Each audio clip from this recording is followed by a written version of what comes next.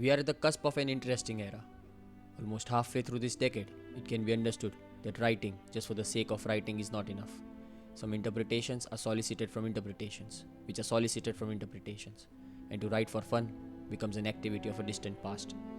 Writing for meaning becomes a piece not valid for critique, and writing for archival carries only one critique: the death of a moment and the birth of nostalgia. Writing, just for the sake of archival or remembering, feels very similar to clicking a photograph. Still, they share within them lapsed metaphors that are different. As Sontag believed that to click a photograph is the death of that very moment, just for the love of nostalgia. Writing about a specific detail then becomes that very life of the moment. If clicking a photo is seen as the symbolical death of the object being photographed, then writing about the object should be understood as a symbolic and exaggerated birth of the moment. If clicking a photograph is murder, then writing about it means to give birth. To stay away from writing thus means to stay away from life. To stay away from writing thus means to not come back home. Every once in a while, I have been out of practice. But now, as the words start to swim, I feel I'm back. To click a photograph of this moment would be a memento mori. But to write right now, to write during these glorious times, in these eras, this decade, this now is a momento vivre. Quotes. To photograph people is to violate them, by seeing them as they never see themselves, by having knowledge of them that they can never have. It turns people into objects that can be symbolically possessed, just as a camera is a sublimation of the gun. To photograph someone is a subliminal murder, a soft murder, appropriate to a sad, frightened time. End quotes. Susan Sontag. Our lives are not pages of literature. We are not bound by the borders of poetic languages that make our shattered and broken existence turn into something romantic. We are not living the spectacle, nor is the present a moving sculpture of awe. But why does it have to be that? Why degrade our little lives like that? That is, our Arundhati Roy's The Ministry of Utmost Happiness works, not on the idea of rancor, but there's a sweet amicability. There are characters that are unique, but what makes it full is the shape of the story. There's a disco in the language. If danced properly, magnificent things can be achieved.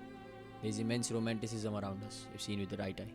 Everything bleak in nature would be left then only for those who live with their eyes closed. But do we want to abstain from mundanity, boredom, and bleakness? Lives choreographed into the shape of spectacle are never fun.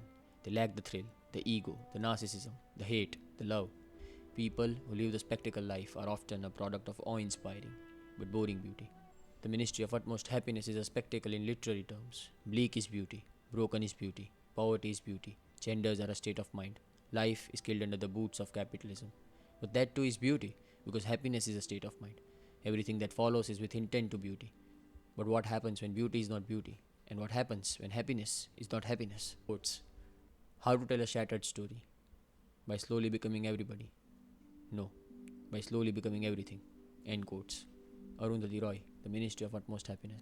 The modern world cannot be understood with a moral platitude.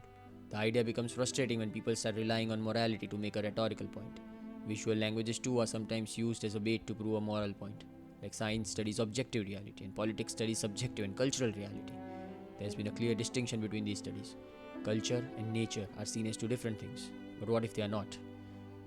Could it be false imagination that separates us? The line from where philosophy ends and writing begins is a very thin one. It should be understood to not corrupt an essay. Quotes.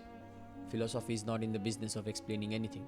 Actual occasions explain what happened, not philosophy. End quotes. Bruno Latour. The conclusion for how cultures and generations are formed is hidden in my writing. It is a cryptic prophecy flowing around waiting to be unfurled, but also alive and full in its mystery. The only thing I understand maybe is that when I group letters, words are formed. When I group words, sentences are formed. When I group sentences, paragraphs are formed. When I group paragraphs, essays are formed. When I group essays, poems are formed. When I group poems, lives are formed.